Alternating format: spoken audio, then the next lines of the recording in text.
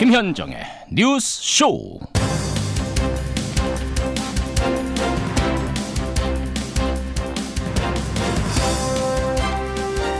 트럼프 대통령과 김정은 위원장의 거리 불과 570m. 마실 가듯이 걸어서도 갈 수 있는 그 짧은 거리 안에서 두 정상은 하룻밤을 보냈습니다. 애청자 여러분, 안녕하십니까? 내일이면요, 두 사람 사이의 거리는 테이블 하나의 길이만큼 가까워집니다. 따지고 보면 이런 날이 올까 싶을 정도로 북미 간의 거리는 까마득했는데요. 한 걸음 한 걸음 가다 보니까 이렇게 570m까지 왔네요. 이렇게 하니까 됩니다. 안 할 땐 못할 줄 알았는데 해보니까 됩니다. 되는군요.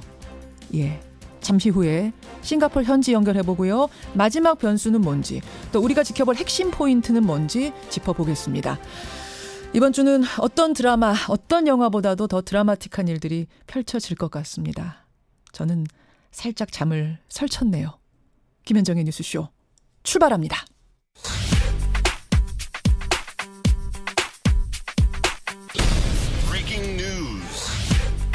김현정의 뉴스쇼가 주목한 오늘의 포인트, 김정훈 기자 나와 있습니다. 어서 오세요, 김 기자. 네. 예, 첫 포인트, 싱가포르 가야죠. 네, 570m 코앞에 선 북미 정상입니다. 예. 세기의 단판, 북미 정상회담 내일까지 왔어요. 내일로 다가왔어요. 맞습니다. 지금 김정은, 트럼프 두 정상은 싱가포르에 이미 도착해서 하룻밤 보낸 거고요. 네, 두 사람이 어제 차례로 싱가포르에 도착했죠. 예. 먼저 도착한 김정은 국무위원장은 세인트 리지스 호텔에 머물고 있고요. 트럼프 대통령은 샹그릴라 호텔에 머물고 있는데 그 거리가 직선 거리로 고작 570m입니다. 예, 우리가 이럴 게 아니고 싱가포르 현지 연결을 좀 해봐야겠습니다. CBS 구용회 기자가 지금 싱가포르에 나가 있습니다. 구용회 기자. 네네, 여기 싱가포르입니다. 예, 두 정상이 하룻밤 보내고 이제 아침이 됐는데 지금 상황 분위기 네네. 어떻습니까? 네, 그 역사적 정상회담 세계 단판 여러 가지 수식어가 붙고 있지 않습니까? 예, 예.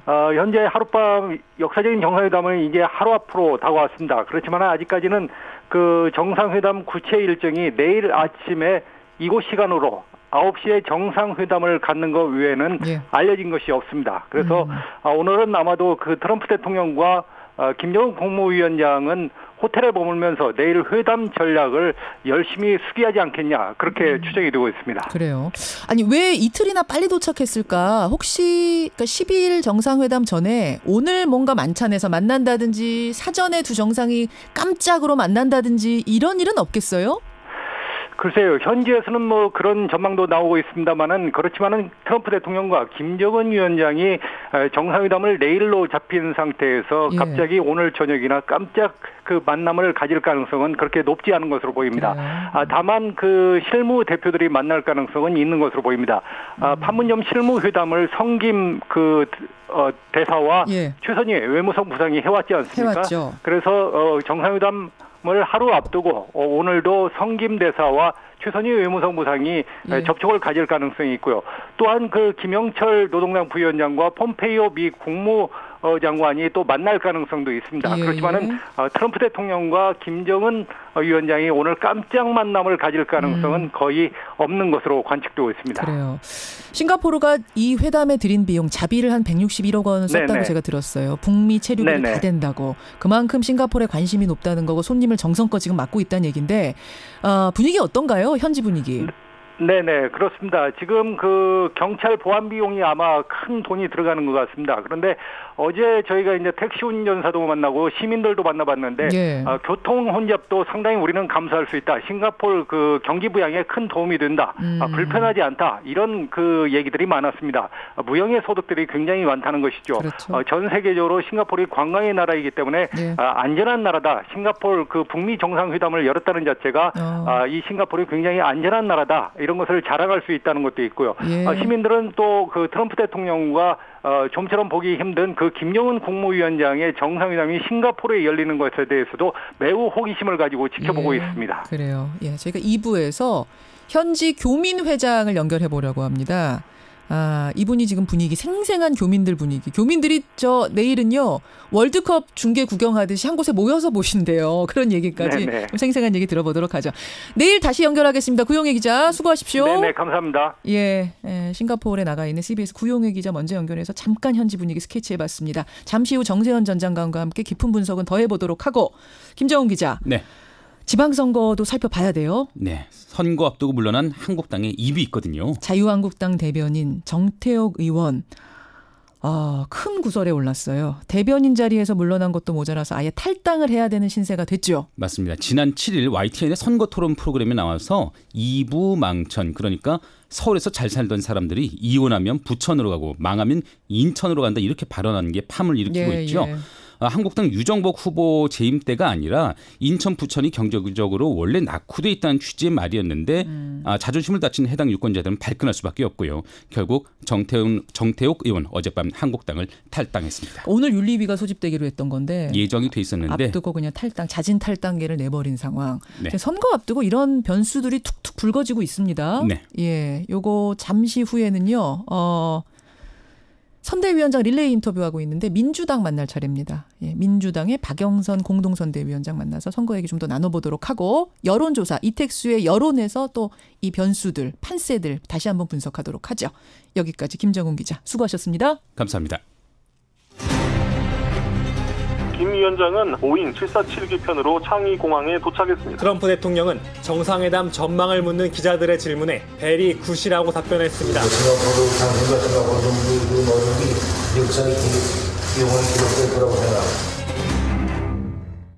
예, 마지막 김정은 위원장의 목소리까지 여러분 들으셨습니다. 세기의 단판. 이라고 지금 불리고 있죠. 북미 정상회담 내일입니다. 이제 무대는 모두 깔린 거고요. 그 무대 위에서 어떤 담판, 어떤 협상이 오고 갈지가 중요할 텐데 막바지 점검 포인트는 뭔지 이분과 함께 짚어보죠. 저희가 이 정세현 전 장관을 다시 연결하는 이유는 뭐냐면 물론 최고 권위자시기 때문이기도 합니다만 그것 말고도 꼭 질문 드리고 싶은 게 있어요. 지난주에 저희가 정 전 장관 연결했을 때 문재인 대통령이 싱가포르에 갈 것 같다. 준비를 하고 있을 거다. 이런 말씀을 하셨거든요. 근데 지금으로 봐서는 방문 가능성이 상당히 낮아졌죠. 도대체 그 사이에 뭐가 변한 건지 요거 한번 여쭤보고 싶어서요. 정세현 전 장관 연결하겠습니다. 정 전 장관님 안녕하세요. 예, 안녕하세요. 우선 정말 우여곡절 끝에 두 정상이 만나는 걸 코앞에 두고 정 전 장관님 소감은 어떠십니까? 우선 일주일 전에 예측이 틀렸는데 그거부터 해명하시겠어요? 아니요, 그건 예. 상황 변화가 있었으니까 그렇게 된 건데. 아니, 어떻게 상황 변화가 있어? 그때 사실은 좀 자신 있게 말씀하셨잖아요. 갈 거라고. 예. 왜 변한 겁니까? 지금 중국이 종전 선언에 들어와야 된다는 입장이 강하잖아요. 중국은. 북한도 아마 지금 비행기까지 얻어 타고 오는 그런 형편이기 때문에. 중국 비행기를 얻어 타고 왔다고 보세요? 이거 안전을 위해서 중국 비행기를 임차한 거다 이런 얘기던데. 물론 안전 때문에 했지만은. 예. 그거 얘기할 수 있는 데가 거기밖에 없지 않습니까? 안전이라고 그래서 미국 비행기 타겠어요. 우리 비행기를 빌리겠습니까? 그만큼 빌리는 거지만은 중국과 가깝다는 얘기인데. 그렇죠. 중국이 이렇게 비행기까지 빌려주는 그걸 보면 예.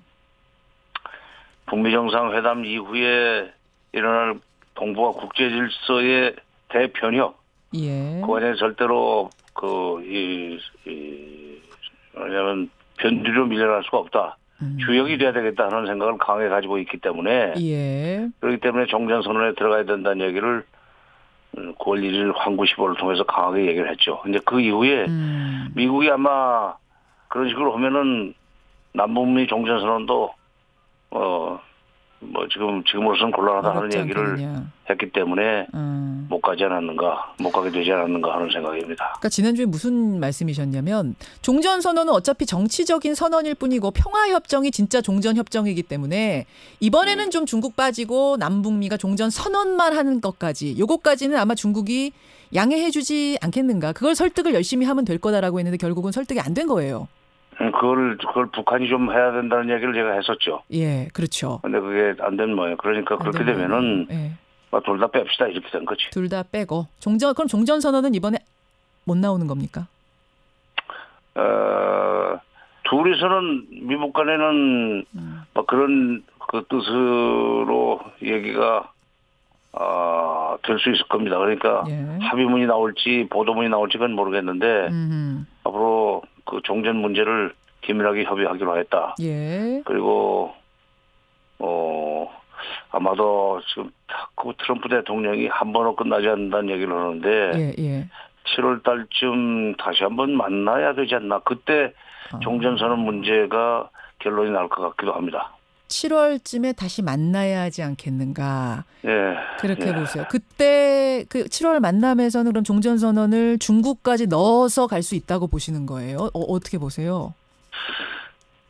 지난번 친서에 지금 오늘 아침 신문에서 저도 봤는데 예. 중앙일보 단독 보도더군요. 근데 지난번 친서에 트럼프 대통령의 7월 방북을 평양 방문을 초청했다는 기사가 있어요. 아직 확인은 안 되지만 만약 예. 네.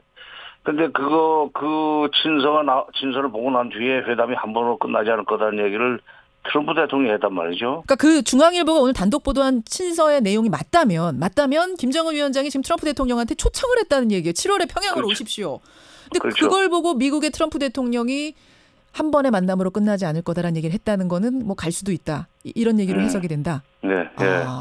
그렇게 보시는 거군요. 7월 달에 뭔가가 더 후속될 수가 문제가 그렇게 한 방에 끝나지 않는 것도 이유지만 예. 어차피 지금 내일 결론이 안 나는다면은 예. 원론적인 얘기, 뭐 가령 완전한 비핵화와 미국의 체제 안전 보장 및 경제 지원 보장 이런 등등을 하기로 하였다는 큰 틀의 합의만 발표를 하고 구체적인 것은 좀 더 구체적인 것은 다음번 회담에서 결론 내기로 하였다는 식의 정도로. 발표가 나오지 않겠는가. 그렇다면은 종전선언도 거기서 결론이 날 거다 하는 얘기입니다. 지금 이제 뭐 물밑에서 계속 의제 조율을 해왔던 건데 의제 조율이 다 그러니까 합의가 다 끝난 상태에서 만나는 걸까요? 아니면 정말 열린 상태에서 마지막은 열어놓고 만나는 걸까요? 어느 쪽이라고 보세요? 그 판문점에서 6번을 만났어요. 많이 만났어요. 네. 6번을 만났는데도 불구하고 다시 또 싱가포르에서 또 만나야 될 것 같아요. 오늘 10시에 만난다는 얘기가 지금 있어요. 최선희, 성킴 두 사람이.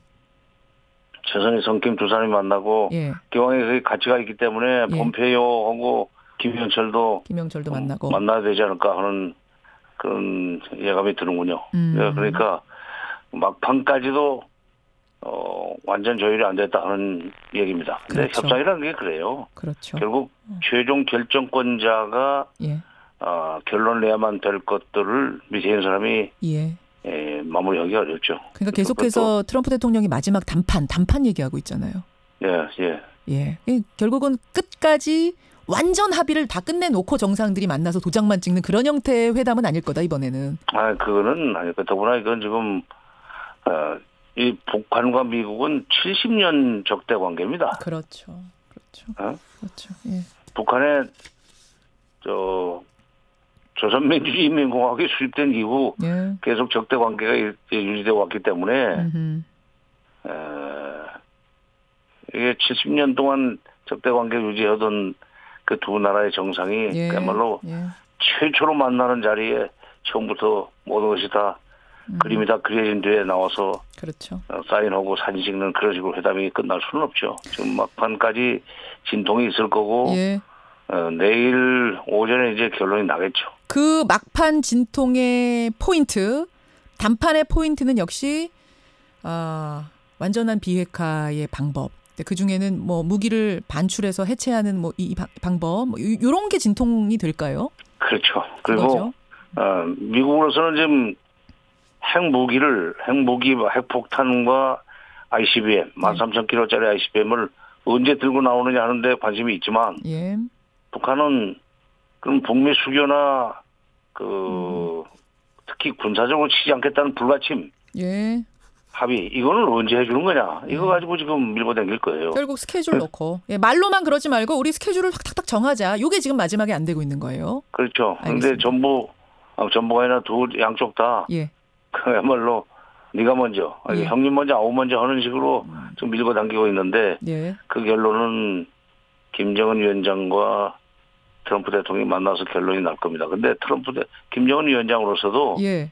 그렇게 복잡한 문제를 자기가 트럼프 대통령한테 직접 뭐 양보를 하는 한이 있더라도 직접 양보를 하는 식으로 해서 트럼프 대통령을 좀 기분 좋게 해줘야만 받아낼 것이 예, 상대적으로 클 수 있다. 그런 조언을. 트럼프 대통령은 뭐 1분이면 된다고 그러다가 지금 다시 또 뭐 5초면 끝난다. 그러고 있더라고요. 의도 파악을 5초면 끝낼 수 있다는 식으로 얘기하는데. 회담 오래 가지 않을 거다. 1분이면 된다. 그러더니 5초면 된다 또 그래요. 의도 파악하는데 5초면 된다. 하긴 그래요. 5초면 돼요. 딱 표정 보면 압니다. 표정 보면 압니까? 근데 정세현 전 장관 보시기에는 좀 김정은 위원장 측에서 약간 더 양보해서라도 큰 틀의 합의를 이뤘으면 좋겠다라고 보시는 거예요. 그래야만 될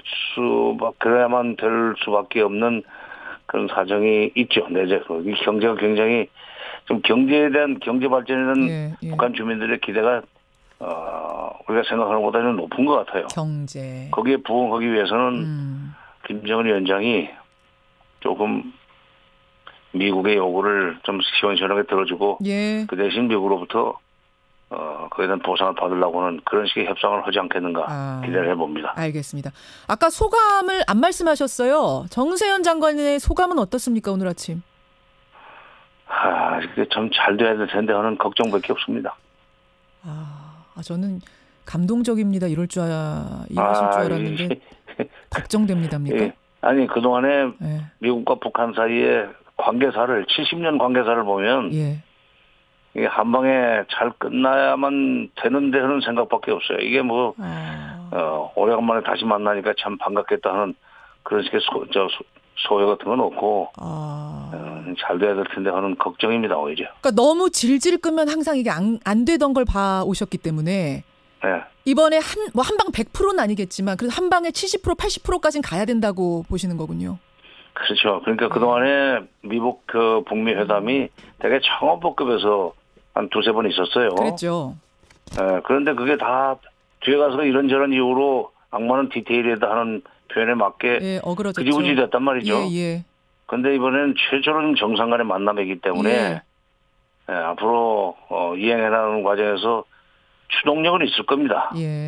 그러나 5초면 끝난다는 사람하고 협상을 하는 김정은 위원장이 5초 안에 어떤 메시지를 표정으로 보여줄 것인가. 그거는 그리고 또 보낸다 할지라도 그걸 그 트럼프 대통령이 진정성이 있구나. 그러면 계속 얘기해보자. 판단을 해줄 것인지 그 대목이 제일 걱정이에요. 말씀 듣고 보니까 저도 기도 열심히 해야겠다 이런 생각이 우리 국민들이 기원을 열심히 해야겠다 응원 열심히 해야겠다 이런 생각이 드네요. 여기까지 말씀 듣겠습니다. 정 장관님 고맙습니다.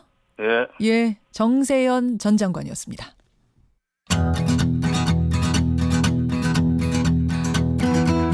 김현정의 뉴스쇼는 청취자 여러분의 참여로 이루어집니다. 트위터, 페이스북, 레인보우 게시판 그리고 단문 50원, 장문 100원의 유료 문자 샵 1212, 우물정 1212 통해 참여하실 수 있습니다. 김현정의 뉴스쇼 여러분과 함께 만듭니다. 김성환의 행간 시사평론가 김성환 씨 나오셨습니다. 어서 오십시오. 네, 안녕하세요. 김성환 씨도 떨리는 한 주죠? 그렇죠. 그럴 수밖에 없죠. 많은 국민들도 똑같으실 것 같아요. 오늘은 면도도 샥 하고 굉장히 경건한 월요일 아침을 맞으셨네요. 월요일이니까요.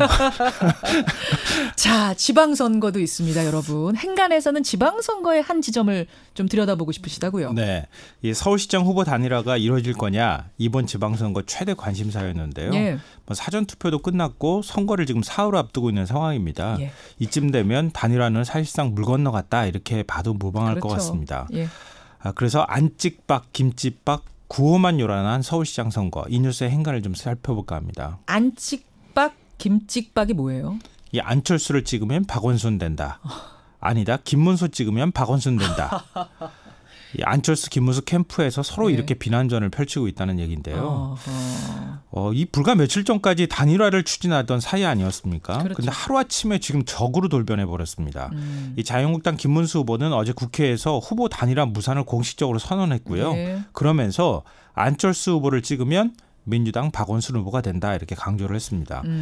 이 바른미래당 안철수 후보는 이미 하루 전에 김찍박 프레임을 내걸었어요. 그러니까 김문수 찍으면 박원순 되니까 날 찍어주십시오. 이렇게 얘기를 하고 있는 건데요. 예. 어제 잠실 유세에서도 같은 주장을 했습니다.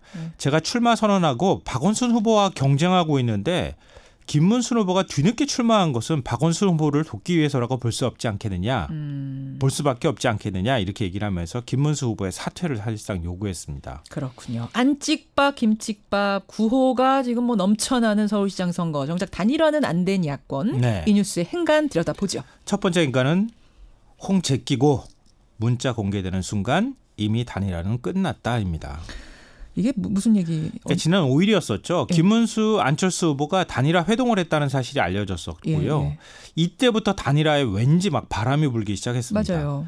근데 두 후보 최측근이 나눈 문자 한 통이 공개되면서 분위기가 아주 싸늘해졌거든요. 기억하세요, 여러분 이 문자? 이 한국당에서 홍준표 제끼고 찰스와 함께 야권 재편 주도하는 게 어떠냐. 이게 이제 안철수 후보 쪽에서 김문수 후보 쪽한테 보낸 문자예요. 그렇죠. 관계자가. 최측근이라고 하는 사람이. 예. 그러니까 김문수 후보 쪽 최측근이 진짜 단일화하려면 당대당 합당이라도 해야 후유증이 최소화된다 이렇게 얘기를 했어요. 예. 그러니까 문자를 보낸 당사자들이 그 직후에 또 서로 언론 플레이한다고 서로 상대방을 비난했어요. 안철수가 얍삽한 참모들에게 둘러싸여 있다. 얍삽한. 네, 얍삽하다는 표현 등장했고요. 예. 참 지저분하다. 사적인 인연 이제 끊겠다. 이런 얘기까지 나왔거든요. 그러니까 여기서 완전히 감정의 골이 깊어지고 네. 강을 건너버린 거예요. 감정적으로. 그리고 또 하나 덧붙이자면요. 예. 후보 단일화 목적이 이게 선거 승리하려는 게 아니라 서로 자기 진영을 중심으로 정계 개편을 하려고 하는구나. 선거 후를 내다보는구나. 단일화의 목적이라고 하는 자체가 예. 이미 오염됐고 다른 쪽으로 튀어버렸잖아요. 그러네요. 이런 상황에서 어떻게 단일화를 하겠어요. 명분을 잃어버렸다는 다른 쪽에 목적이 있다고 생각하니까. 그 문자에서부터 단일화는 이미 끝났다. 물 건너갔다. 네. 두 번째 행간. 두 번째 행간은 김찍박 안찍박, 안김찍박이다입니다. 무슨 말이에요? 김문수 이게? 찍으면 안철수 후보가 되고 안철수 후보를 찍으면 김문수 후보가 된다. 예. 양쪽 다 어느 쪽을 찍어도 박원순 후보가 된다고 지금 주장을 하고 있는 그렇다면서요. 거잖아요. 양쪽 어느 쪽을 찍어도 제가 볼 땐 무조건 박원순 후보가 될 수밖에 없어요. 왜요? 왜 이렇게 말씀드리냐면 이게 바로 3자 구도의 저주라는 거예요. 어허. 선거의 90%는 구도라는 말이 있잖아요. 예. 양자 구도와 3자 구도는 하늘과 땅 차이입니다. 양자 구도는 진영이 50대 50으로 확실히 나뉘잖아요. 예. 선거 판세도 그렇게 나눠지고요. 득표도 나중에 가면 이렇게 딱 구분이 돼요. 예. 그러니까 단일화나 이런 얘기가 전혀 나오지 않고 그냥 무한 경쟁으로 들어가는 거거든요. 근데 3자 구도는 전혀 달라요. 산술적으로 보면 33.3% 이상 득표하면은 당선되는 거 아닙니까? 3분의 1이니까. 네. 근데 이건 어디까지나 이론이고요. 실제 현실에서는 40%대로 앞서는 후보가 나타나고 예. 2, 3등 후보가 있을 수밖에 없어요.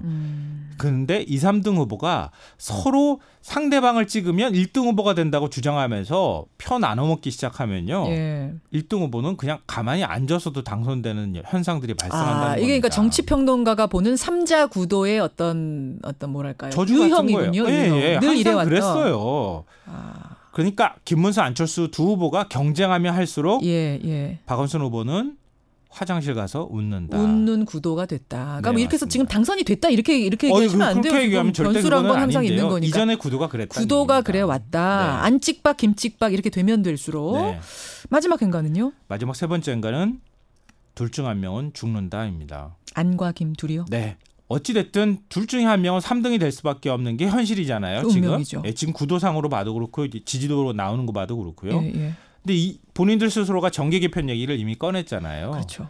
정계 개편을 하면은 자유한국당 중심으로 하느냐, 바른미래당 중심으로 하느냐가 최대 관심사인데 2등도 못하는 당, 2등도 못하는 후보가 그걸 주도할 수 있겠습니까? 결국 어느 쪽 양쪽에서도 버려지는 신세가 될 수밖에 없다. 이런 거예요. 그러니까 앞으로 선거 사흘 남았잖아요.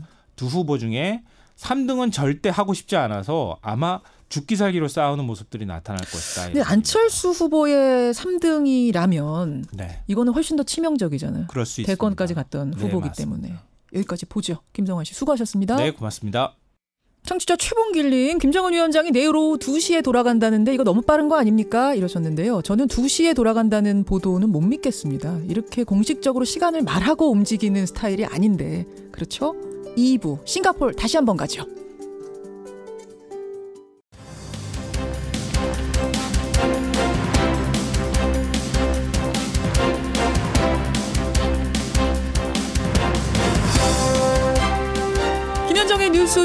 토론토 2부 출발합니다. 여러분 혹시 사전투표 하셨습니까? 네, 금토에 이루어진 사전투표, 투표율이 자그마치 20.14%였습니다. 20.14면요. 지난 지방선거랑 비교했을 때 거의 2배죠. 예, 이렇게 높은 투표율은 과연 어디에 유리한 걸까요? 잠시 후에 이택수의 여론에서 여론 전문가 이택수 대표와 함께 사전투표율 분석을 좀 해보겠습니다. 그리고 저희가 각 당 선대위원장들 릴레이 인터뷰 지난주부터 진행을 하고 있는데 오늘은 민주당 순서입니다. 민주당 박영선 공동선대위원장 주말에 또 전국을 부지런히 도셨대요. 예, 민주당이 느끼는 판세는 어떤지 분석을 해보고요. 첫 순서로는 싱가포르 현지 다시 한번 가겠습니다. 아까 구용희 기자랑 잠깐 연결을 했었는데 이번에는 교민회장을 연결합니다. 예, 교민들 분위기가 지금 상당히 들떠있는 분위기라고 하는데요. 이 교민들이 느끼는 북미 회담 얘기 들어보죠. 50원의 단문 100원의 장문 유료 문자 샵 1212 카톡 레인보우까지 열어놓고 출발합니다. 자, 2부 첫 순서 싱가포르로 다시 한번 가보겠습니다. 트럼프, 김정은 두 정상이 도착해서 하룻밤 보냈고요. 취재진들도 세계 곳곳에서 3천여 명이 들어와 있습니다. 전 세계의 이목이 그야말로 싱가포르로 집중돼 있는데요. 싱가포르는 이 행사를 위해서 자비 160억 원을 썼다 그러죠. 북미 양측의 체류비를 전부 다 대는 겁니다. 상당히 정성 들여서 손님들을 맡고 있는 건데요. 화면으로 봐도 싱가포르의 긴장감, 또 그 들뜬 분위기 여러분 느끼실 수 있을 겁니다. 현지에서는 어떻게 느끼고 있을지 교민들 얘기 한번 들어보고 싶어서 저희가 싱가포르 한인의 노종현 회장을 연결해봤습니다. 노종현 회장님, 안녕하세요. 네, 안녕하세요. 예, 싱가포르의 어제 오늘 분위기 어떻습니까? 지금 곧 정상회담이 개최될 거라서 모든 분들이 흥분된 상태에 있는 것 같습니다. 그 싱가포르 사신 지는 얼마나 되셨어요, 회장님? 저는 한 20년 정도 되었습니다. 20년 봐온 이래 이런 세기의 행사가 벌어진 일이 또 있었던가요, 싱가포르에서? 이번이 처음이지요. 그렇죠. 저도 처음 경험하고 있습니다. 그래서 소감이 남다르실 것 같아요. 그 싱가포르에서 네. 이런 일이 벌어진 것도 처음인데 그게 또 우리와 관련된 북미 회담이라는 점 어떠세요, 소감이? 역사적인 이런 일이 저희들이 살고 있는 싱가포르에서 개최되고 있어서 정말 기쁘게 생각하고 또 역사의 큰 전환점이 될 수 있기를 희망하고 있습니다. 예, 조금 떨리고 설레고 그렇지 않으세요? 예, 지금 하도 많은 취재진도 오고 매스컴도 계속 연일 보도하고 있어서 모든 교민들이나 싱가포리언들도 기대와 함께 전부 다 흥분된 상태에서 그렇죠. 지켜보고 있습니다. 그렇죠. 자, 트럼프 대통령 숙소는 샹그릴라 호텔, 김정은 위원장 숙소는 세인트 레지스 호텔. 이 두 개는 시내 중심가에 있고 한 500여 미터 떨어져 있고 그리고 정상회담이 열리는 곳은 센토사 섬의 카펠라 호텔. 네네네. 여기가 그러니까 우리로 따지면은 여의도 같은 곳으로 생각하면 되는 거예요? 다리로 연결된? 네, 다리로 연결돼 있고 또 케이블카로 들어갈 수 있고 모노레일하고 세 가지 방법으로 들어갈 수 있습니다. 아마 정상회담이 통과할 때는 모든 게 차단 잠시 될 것 같습니다. 그렇죠. 지금 경비가 얼마나 삼엄한 상태인가요? 그 주변 좀 가보셨는지 모르겠어요, 회장님. 네, 제가 어제 저녁에 9시경 김정은 위원장이 머무는 세인트 레지스 호텔 커피숍에 손님들과 있었습니다. 세인트 레지스 호텔에 다녀오셨어요? 네. 예, 호텔 주위에는 경찰 인력들이 대폭 정원대가 있고 자동 소총을 든 네팔 구르카족 용병들도 있었고 천막으로 호텔 입구를 볼 수 없게 가루어 넣었고요. 검색대 주위와 로비 곳곳에 북한 경비원이 배치되어 있었습니다. 아니 저는 그 아주 삼엄하다 그래서 일반인 출입이 아예 통제된 줄 알았는데 그게 아니군요. 들어가서 커피숍에서 커피도 마실 수 있군요. 아무나 들어갈 수 있는 건 아니지만 들어갔고 차량은 손님들 내려놓고 무조건 나가야 됩니다. 차량은 그렇지만, 내려놓는 것까지만 하고 주차는 못 시켜요? 주차는 안 되고요. 그 주위에 일부 도로는 지금 막아놓은 상태고 호텔 밖에서는 호텔이 안 보이게끔 높은 화분을 줄을 해가지고 배치를 해놓고 있는 것 같습니다. 그런데 일반 고객들은 그냥 들어갈 수 있어요? 아니면 검문 검색 다 하고 뭐 거기에 숙소가 있는 사람들만 들어간다든지 뭐 제한이 있어요? 모든 사람은 검문 검색을 해야 됩니다. 그걸 지금 북한 경비원들이 지켜보고 있어요. 한 3사람이 있어요. 검문 검색만 통과하면 일반인이 들어갈 수는 있습니까? 누구든지? 네, 지금 싱가포르에서는 일반 투숙객들의 피해는 주지 않고 어저께도 김정은 위원장이 그 호텔에 들어올 때만 잠시 진입을 중지시켜가지고 들어가고 난 다음에는 개방을 했습니다. 그런 상태군요. 샹그릴라 호텔은 어떻다 그러나요? 트럼프 대통령이 머무는. 샹그릴라 호텔 저도 뭐 주인은 이래 다녔는데 그쪽에서는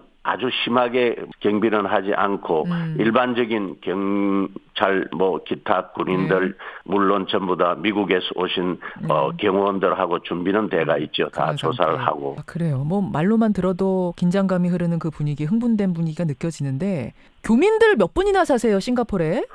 한 3만 5천여 명 살고 있고요. 싱가포르 전체 인구는 560만 정도 됩니다. 조그만한 곳이에요. 560만 전체 인구, 그중에 3만 5천 명이 한인.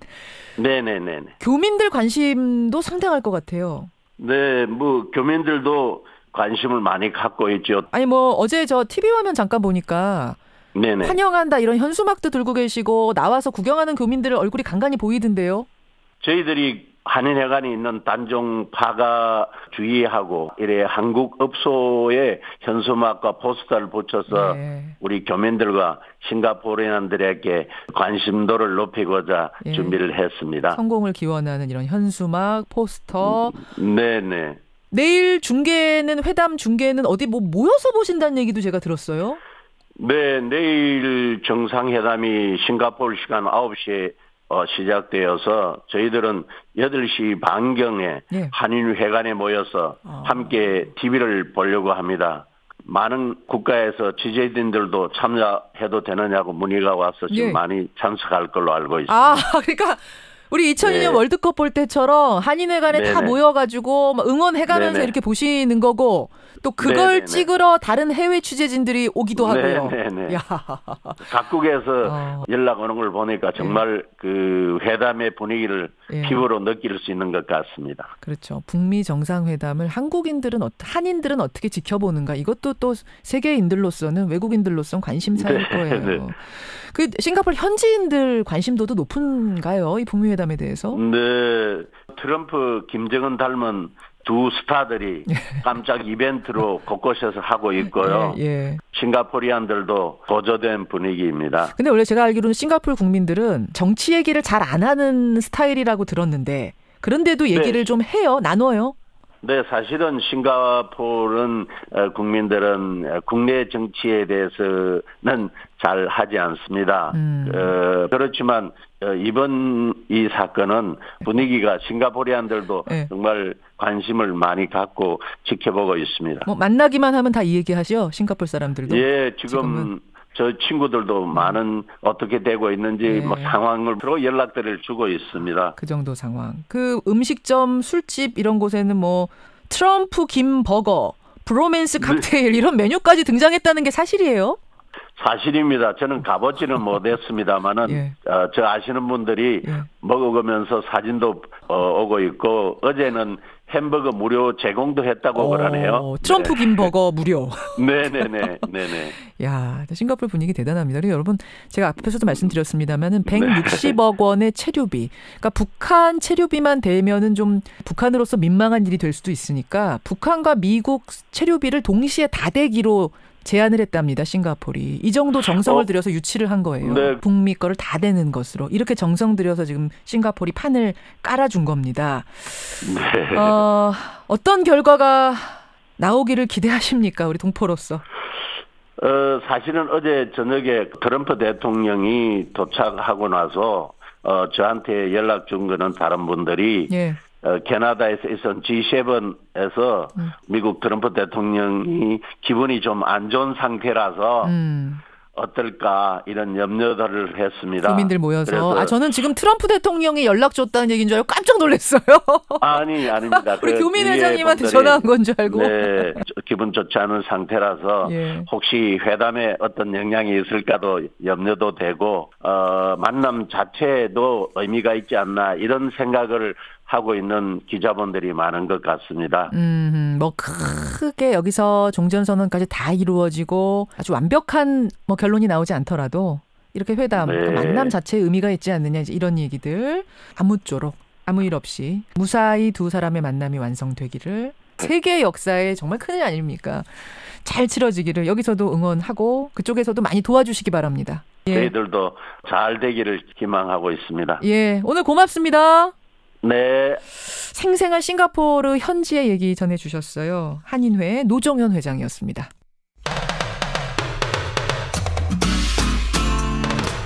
CBS 라디오 김현정의 뉴스 쇼. 자, 지금부터는 이틀 앞으로 다가온 선거 얘기 좀 해보겠습니다. 지난주부터 주요 정당의 선대위원장들 저희가 릴레이 인터뷰하고 있는데요. 오늘은 민주당으로 갑니다. 민주당 박영선 공동선대위원장 만나보죠. 박영선 위원장님 안녕하세요. 네, 안녕하세요. 지금은 어디 계세요? 오늘은 서울에 있습니다. 서울에서. 박원순 캠프에서 회의가 있어서요. 예, 네. 예. 주말에도 부지런히 전국 이곳저곳 다니셨죠? 그렇습니다. 주말에는 경남에 있었습니다. 부산 갔었고요. 울산 갔었고. 아, 부산, 네. 울산 이쪽도 오셨군요. 네. 분위기가 어떻든가요? 분위기는 이번 선거의 가장 큰 특징은 전국적으로 대체적으로 다 같은 분위기라는 것입니다. 심지어는 표현을 잘 안 하는 충청도에서까지 의사 표시를 분명히 해서 이렇게 지나가면 엄지척을 이렇게 보여주시는 그 정도로 전국적으로 지금 분위기가 거의 비슷한 상황이다. 저는 그렇게 보고 있습니다. 그러니까 어디 하나가 염려된다, 뭐 이런 게 사실 있기 마련이잖아요, 정당마다. 근데 그럴 것 없이 다 비슷하게 엄지척이더라. 물론 염려되는 지역이 있죠. 예, 예를 들면 전남 같은 경우에는 이제 무소속 후보와 더불어민주당 후보와의 어떤 치열한 경쟁이 있는 곳이 있고요. 예. 또 경북과 경남은 과거에 비해서는 굉장히 많이 변했다고는 하지만 그러나 과연 투표장에 가서 그 과거로 또 지역적인 어떤 그 지역 구도로 또 돌아가는 것이 아닌가 하는 그런 걱정이 굉장히 있습니다. 그런데 변하고 있는 것만큼은 분명합니다. 왜냐하면 경북, 대구, 뭐 구미, 칠곡 이런 곳을 이제 제가 지원 유세를 갔었는데 유세차를 타고 지나가면 아파트 베란다에서 나오셔서 손을 흔들어서 응원을 해주는 모습. 전에는 그런 거 없었어요? 그런 환영이 없었어요? 전에는 그런 환영을 받지 못했었습니다. 그래서 그런 변화가 있는 건 확실하고요. 또 한 가지 특징은 그 혁신도시, 그러니까는 노무현 대통령이 혁신도시를 만들었잖아요. 지역 균형 발전을 위해서. 그런데 이런 혁신도시가 있는 곳에는 커다란 변화가 있습니다. 그러니까 경남 진주 같은 곳이 이제 그 혁신도시가 있는 곳인데요. 굉장히 보수적인 곳인데 그 혁신도시로 인해서 정부의 주요 부처들이 이전을 하면서 젊은이들이 이제 그곳에 많이 정착을 하지 않았습니까? 그래서 이런 도시들은 과거하고는 완전히 다른 그런 분위기가 있고 또 강원도 행성이라든가 전남 구례 같은 곳에서는 제가 느낀 것이 귀농귀촌한 젊은 부부들이 많이 사는 곳인데요. 이렇게 귀농귀촌한 젊은 부부들이 그 마을을 바꾸고 있구나 하는 그런 생각들이 많이 들었습니다. 그러니까 젊은 사람들이 많이 간 도시들은 전통적으로는 이제 뭐 자유한국당 지지 텃밭이다라고 했던 곳들도 분위기가 확 바뀌었더라. 그걸 느꼈다 이 말씀이세요. 그렇습니다. 근데 홍준표 대표가요. 부산에 갔어요, 주말에. 부산에 가서 일주일 만에 선거 유세를 재개하면서 3차례나 큰절을 했습니다. 부산까지 무너지면 한국당은 설 자리가 없습니다. 문 닫아야 합니다. 그러니 여러분 찍어주십시오. 강하게 호소를 했고 뭐 막말이라고 저는 생각하지 않습니다만 무조건 사과합니다라고 사과도 했고요. 이런 유세를 지금 며칠 남은 동안 열심히 하면 자유한국당 원래 지지하던 분들 다시 돌아오지 않을까 이런 얘기가 나오거든요. 부울경의 분위기 변할 수 있다. 한국당의 얘기인데 어떻게 생각하세요? 저도 바로 그 자리에 가서 어제 이제 부산에서 지원 유세를 했었는데요. 같은 자리에? 네, 똑같은 자리에. 똑같은 자리에서. 네, 이제 감성에 호소하는 거죠. 불쌍해 보이고 치근해 보이기 위해서. 그런데 2006년도에 저가 이제 정계에 입문한 이후에 첫 지방선거를 치렀던 것이 2006년도인데요. 그 당시가 열린우리당이었습니다. 그렇죠.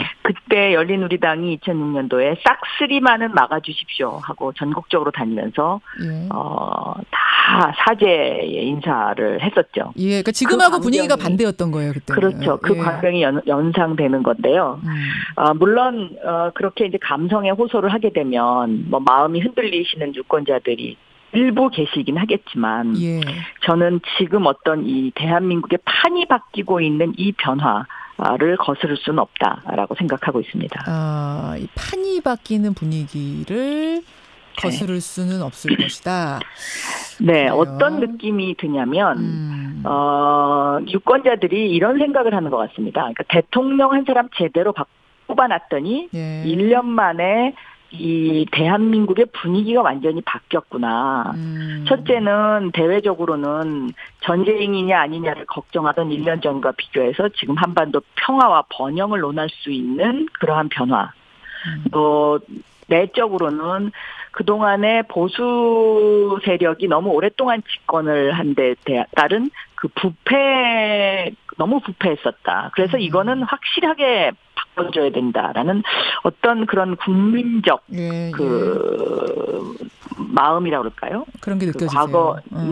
그 과거의 그 부패한 그 세력들의 어떤 특권층에 대한 어떤 분노 이런 것들에 대해서 굉장한 그 국민들이 그 반향이 있는 것 아닌가 저는 그렇게 보고 있습니다. 그런데 또 한쪽이 확 쏠리게 되면은 뭐랄까요? 이렇게 반작용 같은 게 일어나기 마련이잖아요. 자연이라는 것이. 그래서 야권에서 그렇습니다. 뭐라고 얘기하냐면 절대 권력은 절대 부패합니다. 여러분 견제할 수 있는 힘을 주십시오. 이 부분을 계속 강조하고 있고 진짜 뭐 꼭 야권에 내가 딱 지지하는 사람은 아니었지만 견제해야 되는 거 아니야? 견제할 힘 줘야 되는 거 아니야? 이렇게 움직이는 부동층들도 느껴지거든요. 어떻게 생각하세요? 저는 물론 이 민주주의에서 견제와 균형이 굉장히 중요하다고 생각합니다. 그런데 유권자들은 지금의 자유한국당의 모습에 대해서는 도저히 표를 줄 수가 없다. 그리고 반성의 모습이 보이지 않는다라는 데에 방점을 찍고 있는 것 같습니다. 반성의 모습이 보이지 않는 채 표만 지금 요구하고 있다? 네. 그 포인트가 저는 이번 자유한국당이 만약에 선거에서 실패한다면 선거 전략에서 굉장히 잘못된 것이 아니었을까 생각을 하고. 홍준표 대표가 지금 막 3번씩 절하고 이렇게 사죄 유세하고 계시는데 그 정도는 안 된다고 보세요? 그거는 너무 늦었고요. 늦었습니까? 그리고 이제 그것이 진정성이 보이지 않지 않습니까? 그냥 6월 13일 선거가 다가오고 이제 막판에 어쩔 수 없으니까 할 수 없이 절을 하는 모습 같은.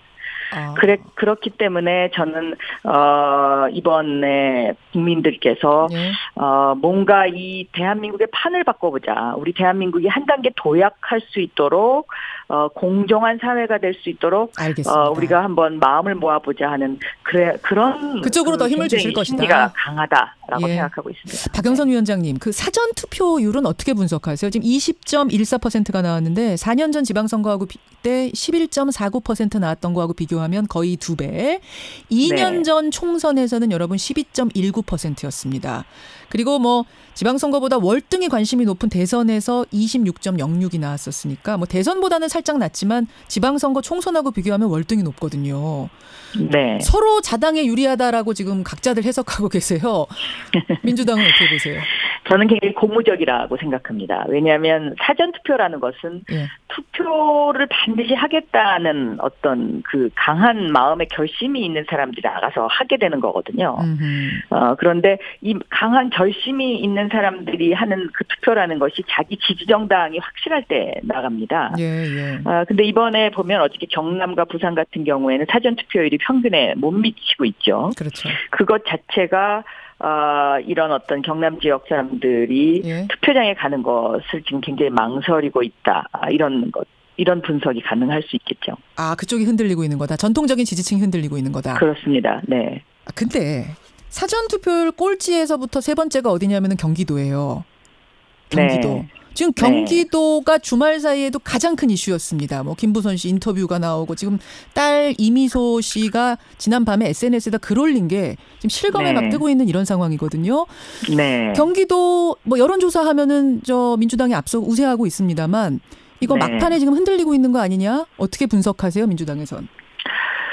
그 네거티브 공방이 너무 격렬하고 심해서 유권자들을 혼란스럽게 하는 어떤 그런 요인이 있어 보입니다. 네. 그래서 결과는 어떻게 예측을 하고 계세요? 당 내부에서. 결과는 뭐 저는 저희가 끝까지 최선을 다해야 된다고 생각은 합니다. 예. 그러나 겸손한 마음을 끝까지 갖고 있어야 된다고 생각하고요. 겸허하게 임해야 되지 않을까 이렇게 생각하고 있습니다. 그러나 크게 흔들리지는 않을 것이다. 저는 그렇게 보고 있습니다. 네거티브냐 이게 필요한 검증이냐 여기에 대해서는 어떻게 보세요? 지금 그런 것을 논하기에는 선거가 이제 바로 내일 모레지 않습니까? 예. 그래서 시간이 너무 부족해 보이고요. 이런 어떤 좀 너무 진흙탕 선거 이런 것은 좀 저는 바람직하지 않다 이렇게 보고 있습니다. 지금 박영선 위원장이 거침없이 말씀하시다가 경기도 얘기 나오니까 한숨을 좀 푹 쉬시네요. 유권자들이 저는 좀 혼란스러워 하시겠다 이런 생각은 하고 있어요. 네. 예, 알겠습니다. 네. 뭐 지금 네. 제가 실시간 검색어를 보면서 진행을 하는데 이분 관련자분들 이름이 다 올라와가지고 질문을 드렸고 끝으로 선대위원장으로서 한 말씀 하시죠. 저는 이번 6.13 지방선거에서 저희가 어떤 이런 지역구도 타파에 대한 확실한 어떤 그 결과물을 도출을 한다면 대한민국이 한 단계 도약할 수 있는 굉장히 중요한 선거가 될 수 있다라고 보고 있고요. 특히 문재인 대통령이 국회 상황이 여소야대라서 야당이 발목 잡기를 계속해서 지금 제대로 뭔가를 이 적폐청산을 추진을 못하고 있는데 이번 6.13 지방선거에서 든든한 지방정부를 만들 수 있도록 문재인 대통령에게 좀 힘을 실어주시면 우리 국민들이 바라는 그러한 공정한 사회로 갈 수 있는 그런 나를 앞당길 수 있는 그런 선거가 아닐까 저는 그렇게 생각하고 있습니다. 네, 끝까지 최선 다해 주시고요. 저희 내일은 자유한국당 선대위원장 만나도록 하겠습니다. 박영선 위원장님 고맙습니다. 감사합니다. 민주당 선대위원장 박영선 공동선대위원장이었습니다.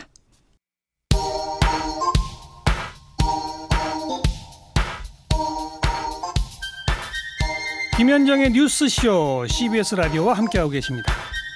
저는 퇴근길 시사잡기 정관용입니다.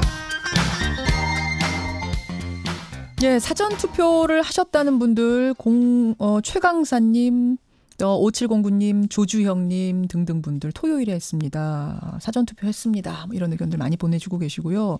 0930님은 싱가포르 교민들 얘기 들으면서 웃음이 납니다. 반가운 웃음이요. 한 곳에 모여서 응원을 하다니 대단한 분들입니다. 하셨어요. 월드컵 때 대한민국 외치듯이 그렇게 모인다는.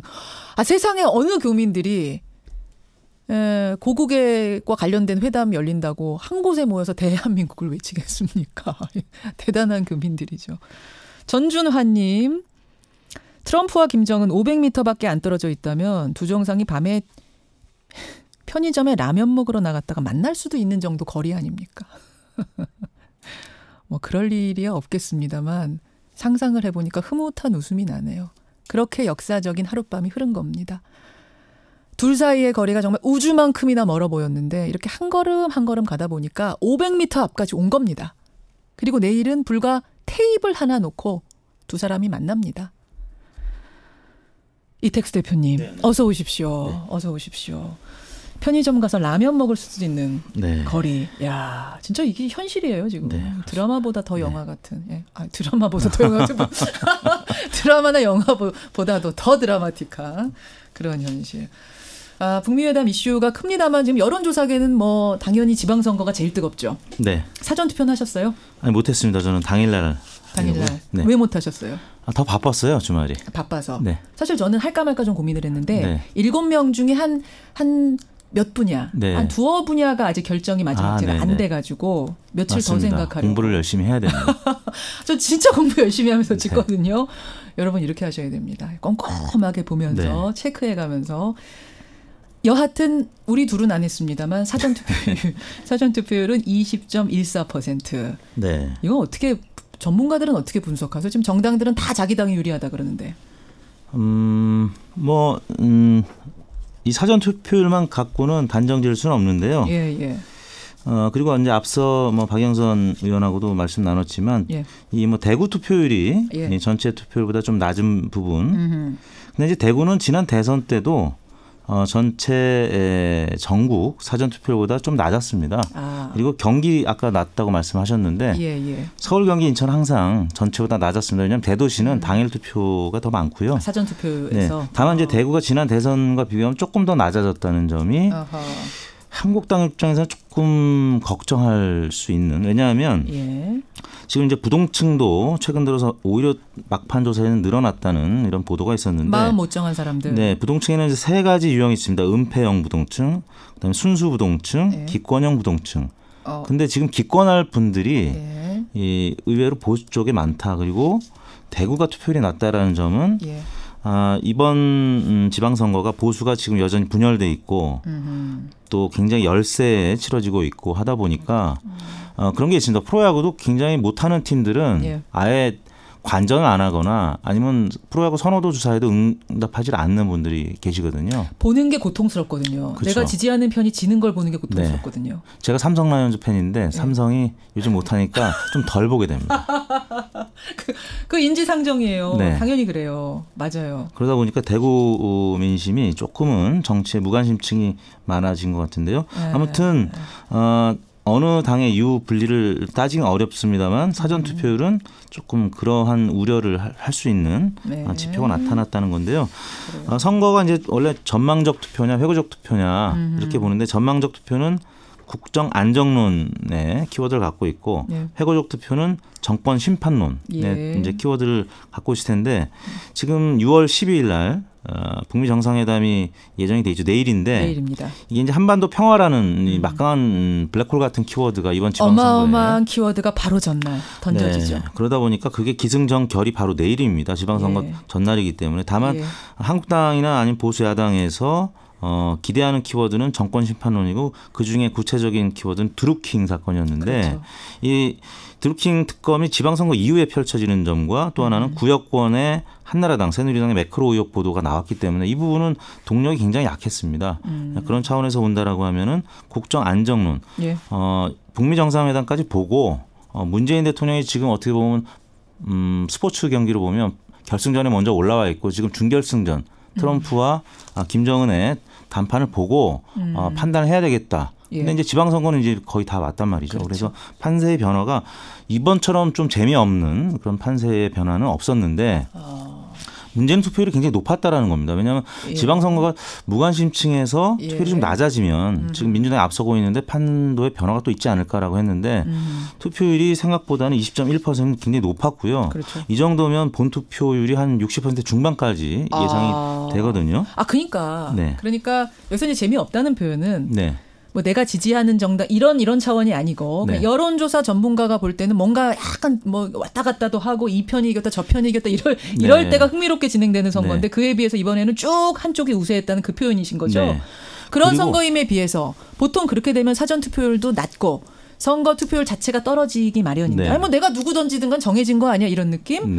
그런데 이번에는 그 상식을 깨고 20%가 나왔다는 거. 그렇습니다. 예상보다는 굉장히 높았습니다. 저희가 10% 중반 정도의 사전 투표를 예상했는데 20.1% 이거는 굉장히 높은 거고요. 이 정도면 지난번에 중앙선관위가 조사했던 투표 의향 대략 그때 반드시 투표하겠다는 응답이 70.9%였는데 4년 전에 55.8%가 반드시 투표하겠다는 의견이었는데 그때 대략 56.8% 거의 비슷하게 나왔거든요. 그래요? 근데 이 정도면 적어도 65에서 70% 사이 정도는 충분히 나올 수치라고 할 수 있겠습니다. 지방선거가 65에서 70이 나온다고 하고 어마어마한 거 아닙니까?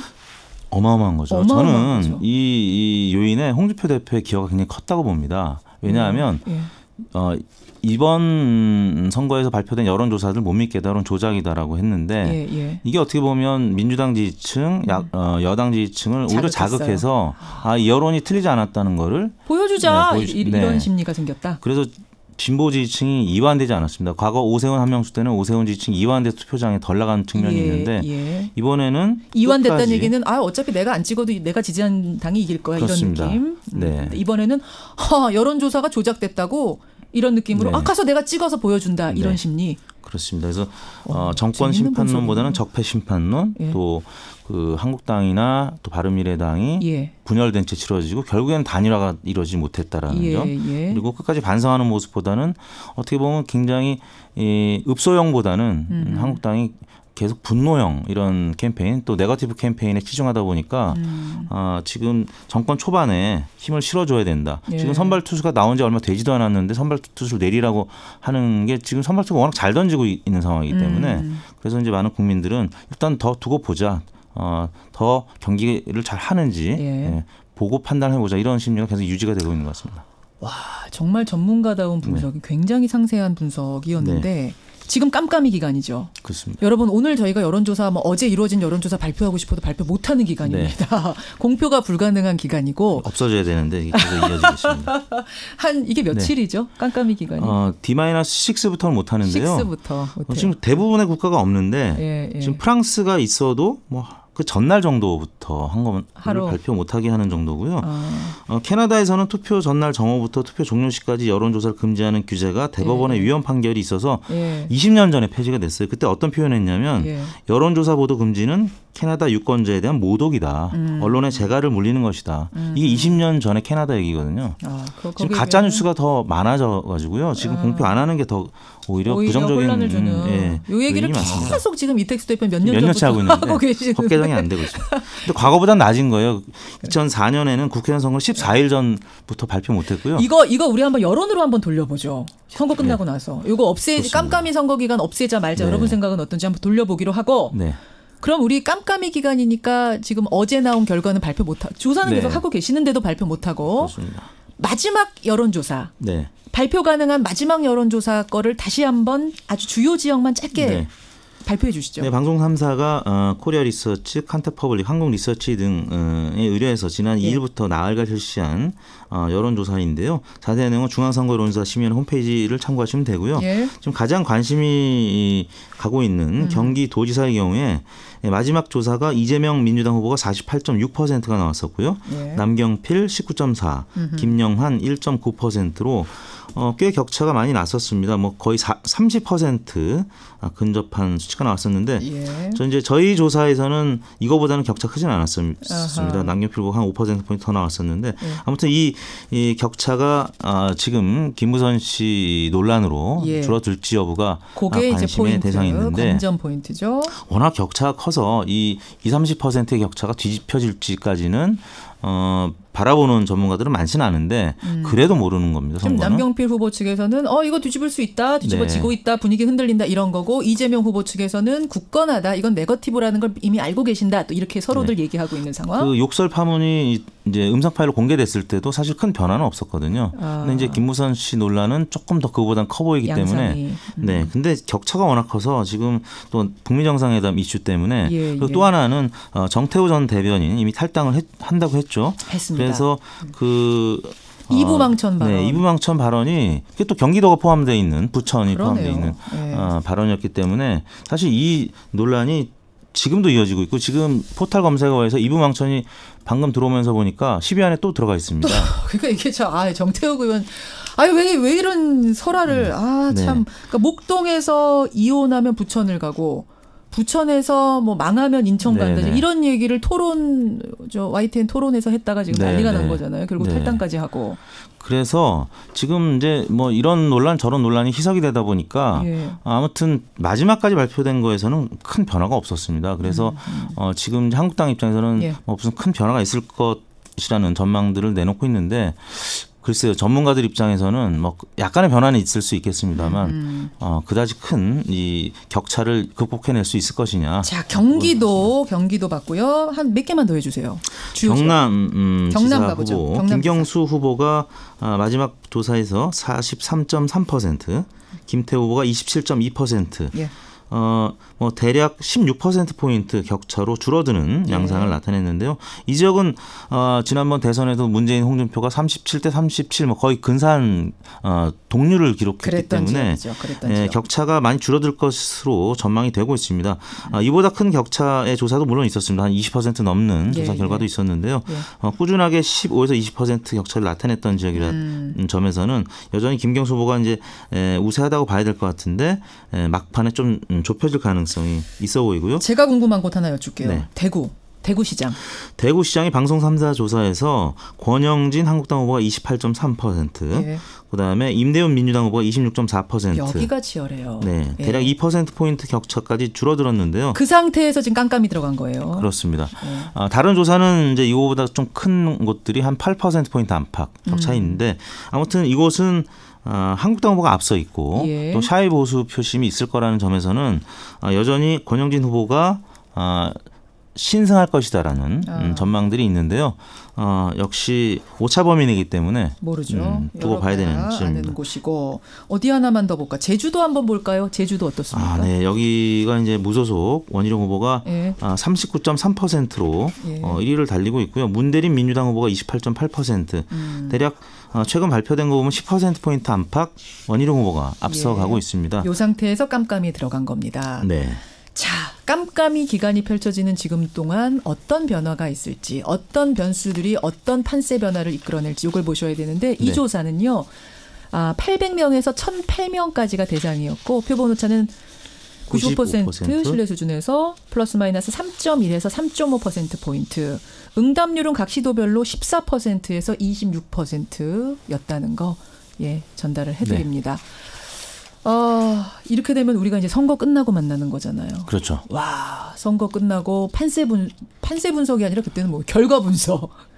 그리고 이제 정계 개편에 대한 얘기를 아마 해야 되겠죠. 정계 개편은 불가피하고요.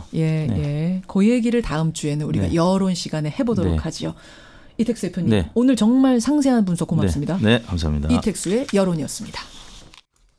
잠시 후 10시에 북한의 최선희 외무부상과 폼페이오 아니죠. 최선희와 성킴 대사가 만난답니다. 만나는 것으로 확정됐군요. 여기서 막판의 의제 조율이 확실히 되기를 기원하면서 저는 인사드리겠습니다. 고맙습니다.